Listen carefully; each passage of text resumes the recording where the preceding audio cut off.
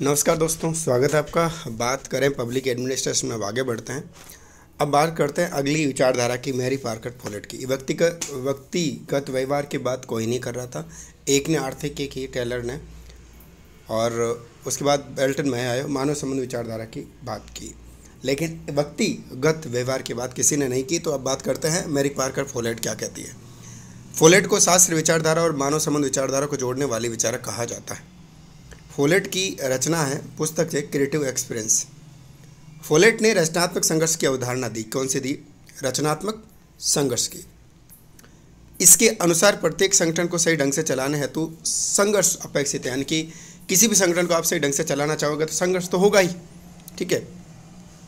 Folate के अनुसार संगठन में संघर्ष से कार्मिकों के विचारों की जानकारी प्रबंधक को मिलती है, जिससे कि वो भावी संघर्ष से बच सकता है। देखो, जो प्रबंधक होता है, कार्मिक के कैसे विचार, इसकी जानकारी इसको मिलती है। अगर इसको सही तरीके से मैनेज कर ले तो वो इससे बच सकता है संघर्ष से। फोलेट के अनुसार प्रबंधक को पहल करके संगठन में संघर्ष पैदा करना चाहिए, क्योंकि किसी भी संगठन में किसी प्रकार का संघर्ष नहीं हो ऐसी आदर्श परिस्थितियाँ संभव नहीं है। संघर्ष तो होगा ही, किसी न किसी तरीके से कर्मचारी के बीच में कोई न कोई असंतुष्टि तो होगी, उसको जानना चाहिए।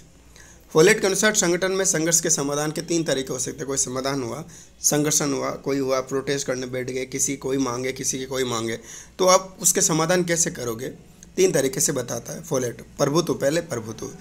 ये संघर्ष समाधान का पहला तरीका है, लेकिन फोलेट इसे अस्थायी तरीका कहती है, क्योंकि इसके अंतर्गत जिस समूह की भावनाओं को दबाया जाता है, प्रभुत्व यानी दबाना होता है, एक तरीके से प्रभुत्व स्थापित करना, समय के साथ भावनाएं वापस आ। एक बार आपने टॉर्चर करके किसी कहा कि मुझे सैलरी कम मिलती है और मैं उत्पादन नहीं करूंगा, उस वक्त आपने उसको डरा धमका के बोल दिया, नहीं जाओ चुपचाप काम करो अपना, ठीक है। लेकिन एक समय तो चुप रह जाएगा, लेकिन फिर 2, 4, 5 महीने बाद फिर से वो भावना उभर कर आएगी, वापस कहेगा मुझे काम इस तरीके से नहीं करना, सैलरी नहीं बढ़ रही मेरी, तो ठीक है। दूसरा है समझौता करवा देते हैं। समझौता फोलेट के अनुसार ये सबसे लोकप्रिय तरीका है, लेकिन सर्वोत्तम नहीं है, लोकप्रिय है, ठीक है। सबसे ज़्यादा समझौते करवाए जाते हैं। फोलेट के अनुसार समझौते के अंतर्गत दोनों समूह द्वारा कुछ शर्तों को छोड़ दिया जाता है, कुछ शर्तें छोड़ दिया जाती है कि यार तू भी मान जा, तू भी मान जा, ठीक है। फोलेट का ये मत है कि जो शर्तें छोड़ी गई वे समय के साथ पुनः जागृत हो जाते हैं। कई बार समझौते कैंसिल हो जाते हैं, कॉन्ट्रैक्ट पे शर्तें छोड़ दी जाती है। यहाँ सिंधु समझौते की बात अभी चर्चा में रही, तो ये समझौता तो फिर कोई एक ही चीज़ है ना। एकीकरण की बात करें, एकीकरण फोलेट के अनुसार संघर्ष समाधान का सर्वोत्तम तरीका एकीकरण कर दो। फोलेट के अनुसार इसके अंतर्गत किसी तीसरे विकल्प का चयन किया जाता है, भाई थर्ड ऑप्शन चॉइस कर लो। उसके बाद देखते हैं व्यवहारवाद की बात अपन यहाँ से करते हैं। व्यवहारवाद पढ़ते हैं। डेविड ईस्टन को राजनीतिक विज्ञान में व्यवहारवाद का जनक कहा जाता है। डेविड ईस्टन राजनीतिक विज्ञान में व्यवहारवाद का जनक उसे कहते हैं। ईस्टन ने ही व्यवहार की आलोचना करते हुए उत्तर व्यवहारवाद की, पहले व्यवहारवाद की बात की, फिर इसी ने कहा कि नहीं अब उत्तर व्यवहारवाद की आवश्यकता है, उत्तर व्यवहार की ओर बढ़ा। लोक प्रशासन में व्यवहार का प्रयोग करने वाला चेस्टर बर्नार्ड था। लोक प्रशासन में किसने किया? चेस्टर बर्नार्ड ने। राजनीति विज्ञान में डेविड ईस्टन। मानव संबंध की विचारधारा की कमी को पूरा करने का कार्य व्यवहार करता है। मानव संबंध की जो विचारधारा है उसकी कमी को पूरा करने का काम व्यवहारवाद करता है। किसी भी संगठन में काम करने वाले एक व्यक्ति के व्यवहार का वैज्ञानिक अध्ययन करना व्यवहार कहलाता है। किसी भी संगठन में एक व्यक्ति के व्यवहार का अध्ययन करेंगे तो वो क्या कहलाएगा? व्यवहारवाद कहलाता है, उसका वैज्ञानिक अध्ययन करना। चेस्टर बर्नार्ड और एसिस लिंकट और हर्बर्ट साइमन इस विचारधारा के समर्थक है। चेस्टर बर्नार्ड है, लिंकट है, हर्बर्ट साइमन है।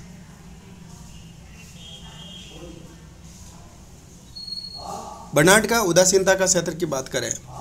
बर्नार्ड के अनुसार उच्च अधिकारी द्वारा अधीनस्थ अधिकारी को दिए गए आदेश की पालना 4 बातों पर निर्भर करती है।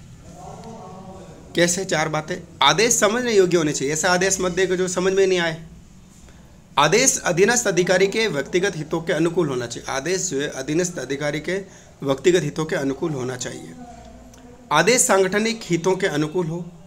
अधीनस्थ अधिकारी आदेश की पालना करने में शारीरिक और मानसिक रूप से सक्षम हो। ऐसा नहीं कि आप शारीरिक रूप से मानसिक रूप से एबल है ही नहीं, आपने उसे ऐसा आदेश दे दिया कि भाई कोई विकलांग है और उसे बोल दिया कि तुम जाओ व दौड़ के ऊपर सीढ़ियों से जाओ, वो काम करके आओ, तो थोड़ी ना होगा। बर्नार्ड के अनुसार इन 4 शर्तों को पूरा करते हुए जब कोई आदेश दिया जाता है तो अधीनस्थ अधिकारी उन आदेशों के प्रति तटस्थ हो जाता है, यानी बिना किसी भेदभाव के काम करेगा। बर्नार्ड इसे ही तटस्थता का क्षेत्र अथवा उदासीनता का क्षेत्र कहते हैं। रेसिस लिकर्ट की नेतृत्व शैली की बात करें, रेसिस लिकर्ट की नेतृत्व शैली की बात अपन करते हैं। लिकर्ट के अनुसार किसी भी संगठन में उच्च अधिकारी के व्यवहार के आधार पर उसे 4 भागों में विभाजित किया जाता है। 4 भागों में विभाजित करते कौन से? शैली प्रथम है जिसे हम तानाशाह शैली कहते हैं। इस प्रकार का उच्च अधिकारी स्वयं ही निर्णय लेता है कि अधीनस्थों के साथ किस प्रकार का कोई संचार नहीं करता है और उन्हें अधिक कार्य करने के लिए अभिप्रेरित करने हेतु नकारात्मक तरीके अपनाता है। अब दूसरी पहले तानाशाह होती है, तानाशाह शैली कैसे भी करके, तानाशाह शैली कैसे भी तरीके से जो है उस पर प्रभुत्व स्थापित करना, उसके भावनाओं को उसको दबा देना, नकारात्मक तरीका अपना देता है। चलो जाओ, काम किया तो ठीक है, वरना तुम्हारी सैलरी रोक दूंगा, तुम्हें धक्के देके बाहर निकाल दूंगा, ऐसा कुछ तानाशाह। देती है लाभदायक तानाशाह, खुद का लाभ देखेगा भाई, नहीं थोड़ा सामंजस्य बिठाएगा। ये उच्च अधिकारी भी निर्णय तो स्वयं ही लेता है, लेकिन अधीनस्थों के से किसी प्रकार का कोई संचार नहीं करता, लेकिन कार्यों को अभिप्रेरित करने है तो कई बार उपहार इत्यादि दे देता है। बीच का काम, खुद का काम निकालना है तो देखता है कि चलो उस थोड़ा बहुत ये तूने आज किया, चलो थोड़ा तुझे खुश रखते हैं, ये लो 150 ऐसे करके उपहार देता रहता है, या कुछ और दे दिया, गिफ्ट दे दिया। शैली तृतीय की बात करें, तृतीय शैली परामर्शदात्री होती है। इस प्रकार का उच्च अधिकारी अपने कार्मिकों से परामर्श कर निर्णय लेता है, कार्मिकों से पूछता है फिर निर्णय लेता है, उनके साथ विचार विमर्श करता है तथा उन्हें अभिप्रेत करने हेतु सकारात्मक तरीके अपनाता है। उनसे बैठ के बात करेगा, उनसे लगेगा कि नहीं वास्तव में हमारा साफ सोच रहे हैं, क्या चाहिए तुम्हें, क्या तकलीफ आ रही है, कल से तुम्हें चाय जो एक टाइम मिल रही थी 2 टाइम लेना, कोई दिक्कत नहीं, नाश्ता चाहिए नाश्ता लेना, इस प्रकार से अभिप्रेरित करते हैं सकारात्मक तरीके से। शैली चतुर्थ जो है वो भागीदारीपूर्ण नेतृत्व की है। इस प्रकार का उच्च अधिकारी निर्णय लेने की जिम्मेदारी अपने अधीनस्थों पर छोड़ देता है कि निर्णय तुम ही लो, तुम जानो, तुम्हारा काम जाने। उन्हें नए उत्तरदायित्व प्रतियोजित करता है कि काम आपसे नया तुम्हारा है, उन्हें पहले करने के लिए प्रोत्साहित करता है कि पहले तुम कर लो, तथा अधिक कार्य करने के लिए अभिप्रेत करने तो सकारात्मक तरीकों को अपनाता है। सकारात्मक तरीके, भाई तुम ये अच्छा ठीक है तुम कर सकते हो, इसे तुम कर लेना, कोई दिक्कत नहीं है, बस सकारात्मक तरीके अपनाता है। लिंकट ने इसे भागीदारीपूर्ण नेतृत्व के सर्वोत्तम बताया, भागीदारीपूर्ण नेतृत्व का सर्वप्रथम बतलाया। अब आते हैं हर्बर्ट साइमन। कौन सा? Simon, Herbert Simon.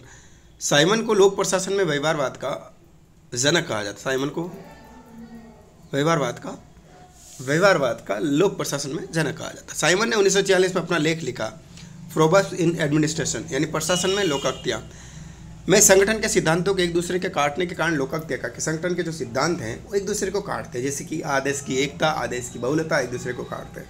ठीक है। साइमन लोक प्रशासन के एक ऐसे मात्र विद्वान हैं जिन्हें 1978 में अर्थशास्त्र का नोबेल पुरस्कार मिला।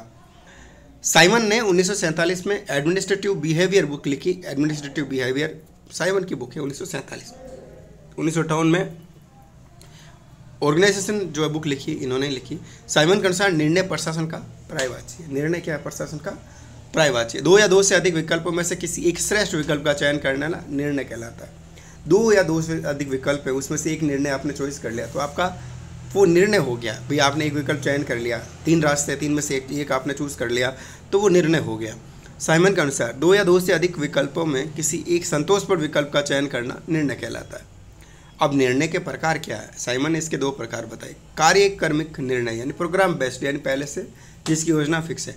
साइमन के अनुसार ये दोहरावपूर्ण निर्णय होता है। इस निर्णय को लेते समय निर्णयकर्ता को अपनी बौद्धिक क्षमता का परिचय नहीं देना होता है। पहले से जो परंपरागत तरीके से करते आए, भाई रास्ता रोज का पता है ना कि 3 रास्ते, हमें हमारा गाँव इस तरफ जाता है, इस रास्ते से जाना, तो उसमें कोई बौद्धिक क्षमता का नहीं, रोज का काम हो गया, तो वो हो गया कार्यक्रमिक।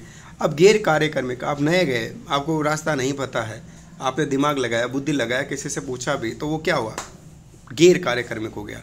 ये नए प्रकार के निर्णय होते हैं, ये नवीन परिस्थितियों के लिए लिए जाते हैं तथा ये निर्णयकर्ता की बौद्धिक क्षमता और रचनात्मकता को प्रदर्शित करते हैं। भाई साइमन के अनुसार गैर कार्यक्रम निर्णय भी बार बार किए जाने के कारण कार्यक्रमिक निर्णय बन जाते हैं। मान लो किसी नए जगह गए, नया रास्ता पहुंचा, 2-3 बार आ गए, तो उसके बाद आपका वो भी क्या हो जाएगा? हमेशा का रास्ता हो जाए, तो वो भी कार्यक्रमिक हो गया। निर्णय के आधार क्या होता है? किस आधार पर आप निर्णय लेंगे? साइमन के अनुसार प्रत्येक निर्णय के 2 आधार होते हैं। पहले होता है फैक्ट यानी तथ्य, जो जैसा है उसे वैसा ही प्रस्तुत करना। क्या? जैसा है वैसा प्रस्तुत, कोई नई तोड़ मोड़ और कुछ भी नहीं करना, जैसा है उसे एज इट इज रखना तथ्य कहलाता है।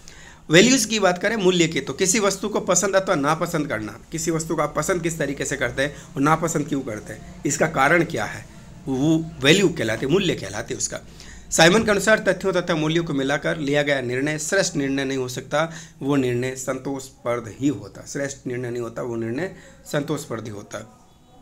निर्णय लेने की प्रक्रिया की बात करें तो हर्बर्ट साइमन ने निर्णय के 3 चरण बतलाए। ये 3 चरण जॉन डेवी के निर्णय की प्रक्रिया से संबंधित हैं। जॉन डेवी ने निर्णय की प्रक्रिया की। जॉन डेवी के अनुसार निर्णय के 3 चरण होते हैं। कितने होते हैं? 3 चरण होते हैं निर्णय के। कौन कौन से देखें? सबसे पहला कि समस्या क्या है, व्हाट इज प्रॉब्लम। निर्णय जॉन डेवी के अनुसार सबसे पहले अपन क्या देखेंगे कि भाई समस्या है क्या। अब समस्या है तो समस्या का कोई विकल्प तो होगा, 3-4 विकल्प हो गए, उसमें से एक विकल्प अपन क्या कर लेंगे, चयन कर लेंगे। ये हो गया। साइमन के निर्णय निर्माण के 3 चरण बताए। साइमन ने जो है निर्णय हम लेंगे उसके लिए क्या करेंगे, सबसे पहले इंटेलिजेंस यानी अन्वेषण करेंगे, उसकी खोज करेंगे ना। साइमन के अनुसार इस चरण के अंतर्गत निर्णय करता उस समस्या पर विचार करता है जिसके बारे में उसे निर्णय लेना होता है। उस समस्या के बारे में विचार करेगा, मुझे इस पर निर्णय लेना है। डिज़ाइन यानी प्रारूप की बात करें, डिज़ाइन प्रारूप। इस चरण के अंतर्गत समस्या के समाधान के संदर्भ में उपलब्ध सभी विकल्पों के गुण अवगुण पर विचार विमर्श किया जाता है। डिज़ाइन यानी प्रारूप तैयार किया जाता है कि इसके गुण क्या है, इसके सकारात्मक नकारात्मक दोनों पक्ष देखे जाते हैं, इसमें गुण क्या है अवगुण क्या है वो देखा जाता है, समस्या क्या आएगी वो। साइमन के अनुसार इस चरण में सबसे ज़्यादा समय लगता है। भाई देखेंगे, पूरा स्टडी करेंगे, एनालिसिस करेंगे, टाइम तो लगेगा। उसके बाद आता है चयन, आप फिर हम चॉइस कर लेंगे। साइमन के अनुसार ये निर्णय का अंतिम चरण है। साइमन के अनुसार इस चरण में निर्णयकर्ता उपलब्ध विकल्पों में से किसी एक का चयन कर लेता है। सभी जो विकल्प है उनमें से एक का चयन कर लेगा। संतोषपूर्ण निर्णय की बात करते हैं। साइमन के अनुसार प्रत्येक निर्णय इन 3 चरणों से गुजर कर लिया जाता है। प्रत्येक निर्णय तथ्यों व मूल्यों का योग होता है। साइमन के अनुसार तथ्यों मूल्यों का योग होने के कारण कोई निर्णय श्रेष्ठ निर्णय होता है। हम संतोषपूर्ण निर्णय कब लेंगे, तथ्य भी इसमें सम्मिलित होगा, मूल्य भी होंगे, दोनों को मिला के अपन लेंगे तो फिर अपन को क्या होगा, संतोष हो जाएगा, हाँ हमने सही निर्णय लिया है। इस प्रकार का निर्णय संतोषपूर्ण निर्णय कहलाता है। साइमन के अनुसार कोई भी निर्णय निम्न कारणों से लिया जाता है। कैसे? कोई निर्णय निम्न कारणों से होता है। सभी विकल्पों की जानकारी नहीं होना, एक तो सभी विकल्प हमें जानकारी नहीं होती, तो उपलब्ध विकल्पों का सही ढंग से मूल्यांकन नहीं कर पाना, संगठन की वित्तीय सीमाएं भी, अपन पास पैसे कितने क्या है, निर्णयकर्ता की मानसिक और शारीरिक सीमाएं हैं। साइमन के अनुसार इस प्रकार के तथ्यों और मूल्यों से प्रभावित होकर संतोषपूर्ण निर्णय लेने वाला व्यक्ति प्रशासनिक मनुष्य कहलाता है। साइमन के अनुसार तथ्य आधारित निर्णय लेने वाला मनुष्य आर्थिक मनुष्य तथा भावनाओं या सामाजिक संबंधों से प्रभावित होकर निर्णय लेने वाला मनुष्य सामाजिक मनुष्य कहलाता है। देखो, साइमन के अनुसार तथ्य आधारित निर्णय लेने वाला मनुष्य तो आर्थिक मानव हो गया, लेकिन भावनाओं या सामाजिक संबंधों से प्रभावित होकर निर्णय लेने वाला मनुष्य सामाजिक मनुष्य कहलाता है। साइमन के अनुसार इस संतोषपूर्ण निर्णय को अच्छे निर्णय में तथा अच्छे निर्णय को श्रेष्ठ निर्णय में बदला जा सकता है। श्रेष्ठ निर्णय में बदला जा सकता है। साइमन के अनुसार यदि निर्णयकर्ता निर्णय लेते समय कंप्यूटर का उपयोग करें तो विकल्पों की संख्या में वृद्धि हो जाती है तथा उपलब्ध विकल्पों की मूल्यांकन करने की क्षमता भी बढ़ जाती है। मूल्यांकन करने की क्षमता भी बढ़ जाती है।